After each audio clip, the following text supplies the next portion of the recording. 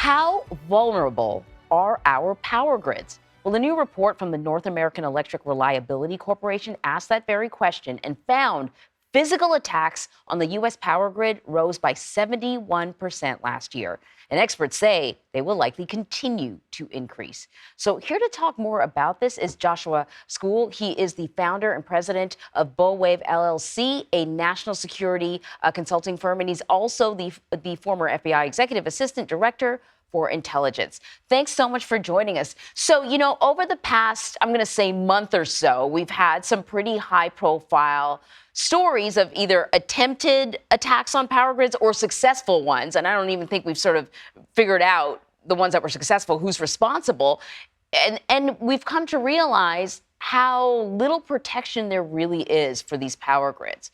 Can we start with the basics? Tell us more about who's responsible for these attacks or attempted attacks, groups or individual? Who are the people driving this? So I think it's the rise in extremism that is causing an attack on the power grids. We've seen this across chatter on different websites. We're seeing the sharing of information, and we're seeing a belief that this will disable the United States and really create a society for which they want to flourish. Yeah, so to that point, sort of the most recent case that we had been covering had to do with federal authorities charging the founder of an alleged neo-Nazi group and a woman that he met while in prison for plotting to attack 5 substations in Maryland. They wanted to cripple the city of Baltimore, is what they said. I mean, how damaging could that be? If they had been successful, could they have crippled Baltimore? Well, I think what we're seeing across the country is the widespread power outages subsequent to these attacks and how debilitating this is for those communities.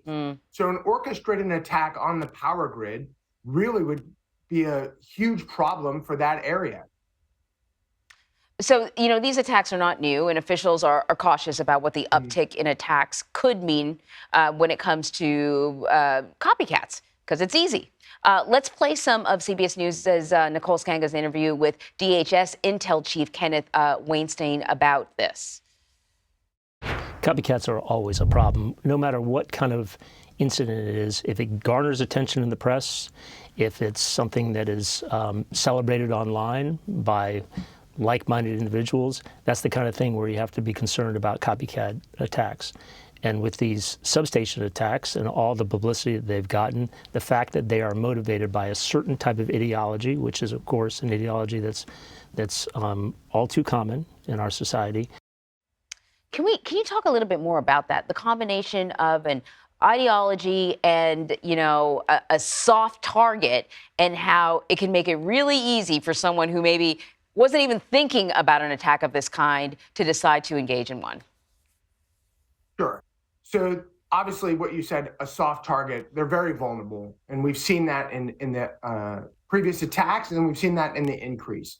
The shared ideology and the motivations that are ongoing and a rise of domestic extremism is causing a significant challenge for law enforcement and intelligence officials. I think we need to be careful with the term copycat, because what we're seeing is a purposeful sharing of information and a real drive to conduct this mayhem in these communities. Those are not copycats, those are orchestrated attacks. I think that is a great point. That is a great point, especially with the internet now. People don't have to sort of meet in basements and organize in that way, right? You can be chit-chatting with a stranger across the country, and they can give you ideas on ways in which you can express yourself, if you will, illegally. Here's the problem, though. I don't know how you ensure that these power grids are safe from these sort of attacks. They're outside, they're large structures. Is there anything that can be done? Well, I think you have several commissions taking a look at what can be done. You need to harden the outside. You need to have Congress pay attention to those regulations that are driving the security of these. You need to increase, in parallel, law enforcement intelligence investigations into domestic extremism and get on the front end of these attacks as opposed to the investigations subsequent, like we saw in Baltimore and the great work that was done by the FBI there. So there's several lines of effort that can help achieve those goals. This is not something that should surprise us. We go back to the 2013 attack in California And over the last 10 years, this is an effort that should have been underway already. And I think it might be just a little bit slow to the game. Right. Josh Skule, thank you very much. Thank you.